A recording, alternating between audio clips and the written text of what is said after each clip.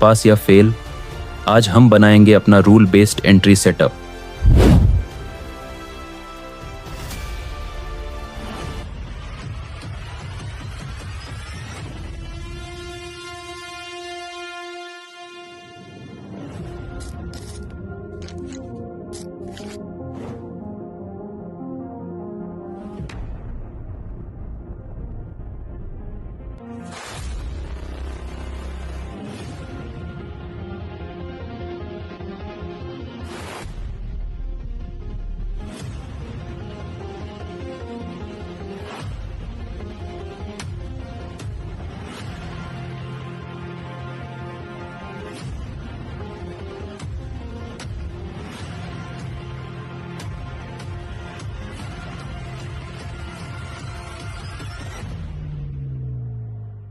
Charted Destiny, Episode 63, Entry Setup, Indicators, Plus Zones K, Perfect Mix, Every Green Candle पे entry लेना।